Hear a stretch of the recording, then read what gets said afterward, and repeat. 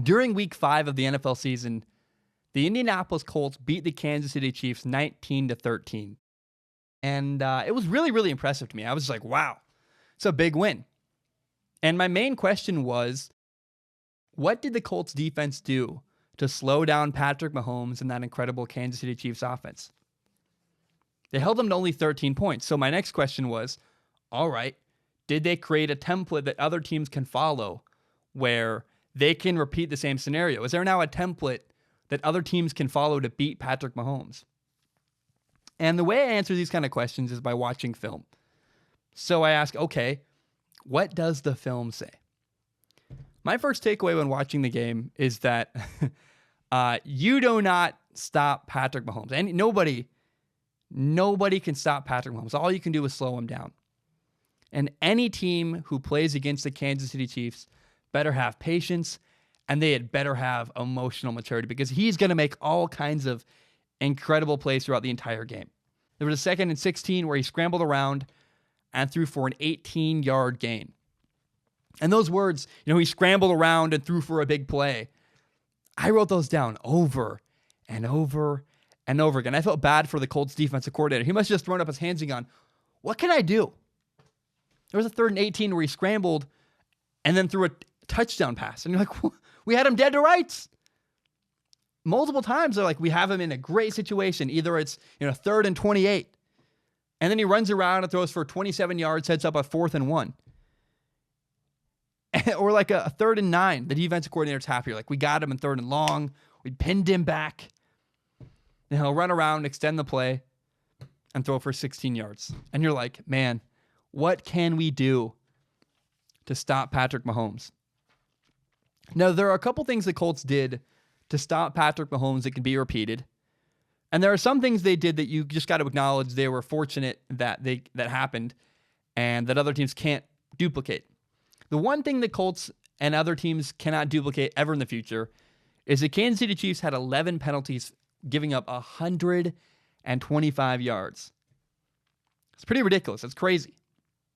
A holding call and a false start led to a 3rd and 21. There was a 3rd and 28 the Chiefs ran into at the end of the game where, an illegal hands to the face call, then a sack, set them up for that really long 3rd down behind the sticks. And so teams that play the Chiefs in the future cannot expect help from a ton of penalties. But there are some things the Colts did to stop the Chiefs that can be replicated. First of all, the Colts ran the ball for 180 yards. They were committed to the run. Their running back, Marlon Mack, had 132 yards rushing. And running the ball consistently and the style of offense and the style of game plan the Colts had on offense allowed them to control the ball all game long. Listen to this. It's a time of possession. The Colts had the ball for 37 minutes and 17 seconds. Well, the Chiefs only had the ball for 22 minutes and 45 seconds. That's nearly a 15-minute difference. So the Colts had the ball for nearly an entire quarter longer than Patrick Mahomes and that Chiefs offense. So I guess one way to beat Patrick Mahomes is simply to keep him off the field. Okay, that's fair enough. The offense, for the Colts went really slowly. They were in no hurry. And what that does is it allows your defense to rest. And this is how the Colts dominated time of possession. In fact, they did it so much that the Chiefs only had 4 possessions in the entire second half. The Colts had an 11-play drive that took 6 minutes. And then later they had a 14-play drive that took over 8 minutes in the second half. However, the Colts didn't just get lucky with penalties and play keep away the entire game. No, the Colts played really fundamentally sound football, and they had a good strategy. They had a good, smart strategy that worked. There's a lot of things we got to go through. First of all, the Colts tackling was superb. They flew downhill. They defended their gaps incredibly. They held the Chiefs to 36 yards rushing. But back to tackling in open space, in one-on-one situations, the Colts were flawless, breaking down and making one-on-one tackles. Here's the other thing the Colts did. They played a ton of man coverage, and they did it really, really well. Here's why I loved this game plan. Patrick Mahomes has an incredible arm. He can make any throw on the field. But why make it easy on him? Why not make it tough? The Colts' attitude was, okay, if Patrick Mahomes is going to beat us, he's going to have to make unbelievable throws against man coverage every single time. The Colts believed, and they were right, by the way. They believed, okay, Patrick Mahomes cannot consistently beat us every single play. He can't make that. The whole Chiefs offense cannot consistently complete passes in the really tight windows every single play. They'll do it a lot. And man, did they. They had a lot of success, but the consistency was hard to sustain because of the pressure the Colts defense put on the Chiefs offense. And by the way, the Colts pass rush, they did an incredible job. They had, with a 4-man rush, sometimes 5, they were able to get pressure on Patrick Mahomes. And by bringing only 4 or 5 guys, it meant they could drop 6 or 7 into coverage. 11 minus 5 is 6. So if you bring 5 guys after the quarterback, you can drop 6 guys into coverage. And here's what's really, really cool, is even when the Colts got beat, they kept fighting. There was a play where the Colts corner, Shaq Taylor, got beat in man coverage, but he didn't give up on the play. He kept fighting. Mahomes throws a perfect pass, and Taylor ripped the ball out. Claw, punch, rip is something my coach used to teach us in defensive back meetings. He would say, claw, punch, rip the ball, CPR. Pull that ball out of there. Even if you're beat, rip the ball out of the receiver's hands. And then one of the most interesting plays came on a second down near the end of the first quarter. The Chiefs ran an RPO, meaning they called a run play where Patrick Mahomes reads the defense and decides to throw or pass after the snap. So post-snap, the Colts linebackers ran downhill, attacked the line of scrimmage, running right at the running back. So Mahomes threw the ball right behind him. But even though, Mahomes made the right read, he did everything right, it was still a really tough completion because of man coverage.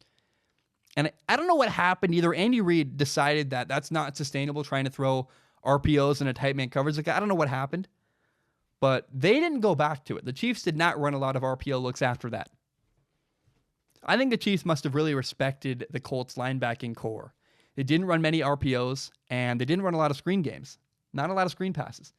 The Chiefs are legendary for really, really effectively running screen passes, and they didn't here. So either for some reason, they decided they didn't want to put that on film against the Colts, or Andy Reid, the Colts head coach, believed that they weren't going to be successful doing that. But either way, the Chiefs were one-dimensional. They threw 39 times and ran 14, and 3 of those 14 runs were Patrick Mahomes running around extending a play. Now, part of that was because they were consistently in long down situations, 2nd or 3rd and long. But it was also because the Colts played really, really well against the run. Now, there's one more thing. It's an instance where the Colts screwed up and showed what not to do. There was a 3rd and 7 where the Colts blitzed the Chiefs. But they made a mistake. They brought a 6-man rush, and they played zone defense behind it. It's too easy for a guy to get wide open against zone coverage when you play the Chiefs. The Colts never, ever did it again. They stuck with man coverage the entire rest of the game. So let's go back to my first 2 original questions. What did the Colts do that worked? And did they create a template other teams can follow to stop the Chiefs? First of all, I do not believe that other teams can replicate the success that Colts had. At least not very many other teams. Maybe a couple teams in the NFL can do it. But, obviously penalties threw the game all out of whack. Gave the Colts a ton of extra yardage and, constantly put the Chiefs in 3rd and long situations. But number 2, you have to acknowledge that the Colts have incredible personnel. They have a great defensive line. They have incredible linebackers. They have defensive backs who can consistently hold their own in man coverage. The Colts defensive line got pressure on Mahomes without sending any extra blitzers. And the secondary played press man coverage. They hung really close to their guy. They didn't allow Mahomes to get easy completions underneath. And then windows downfield are really small and really tight, hard to get completions. And then the Colts played against the run incredibly. They flew downhill, meeting guys in the hole, making great tackles in open field. And the honest truth is that not many teams have the personnel to execute the game plan that the Colts had. Maybe the 49ers. The 49ers linebacking core is really good. Their defensive line's incredible. I'm not sure if they have the corners and the safeties to play man coverage as effectively as the Colts did. But man, the final thing I noticed is that if you're going to play Patrick Mahomes, you got to stay patient. Again, he's going to have success. He's going to make all kinds of ridiculous plays.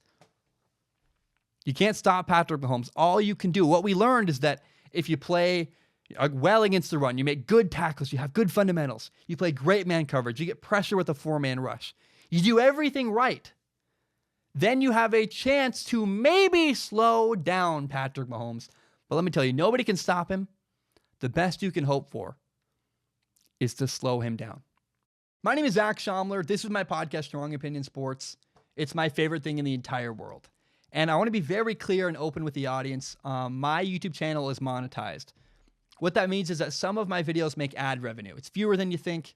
A lot of them get claimed.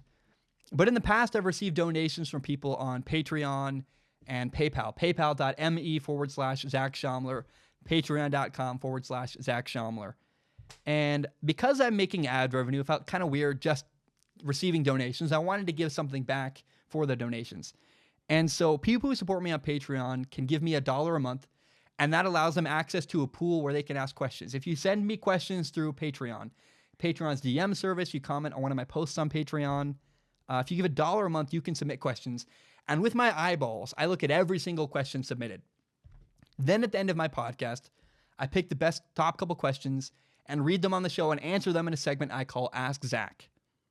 Now that's for people who have money and want to support me that way. If you have no money to give, no problem. I totally understand. I grew up in a mobile home. I've been a broke college kid. I totally get it. But if you want to help in some capacity at the end, you can support the show by telling your friends about it. Share it on Facebook, Twitter, Instagram, whatever it is. Help me grow by telling your friends about this show. It would mean a lot to me. If you believe in my dream and you believe in this show, tell your friends about Strong Opinion Sports. Guys, my name is Zach Schaumler. Thank you so very much, and hope you have a great day.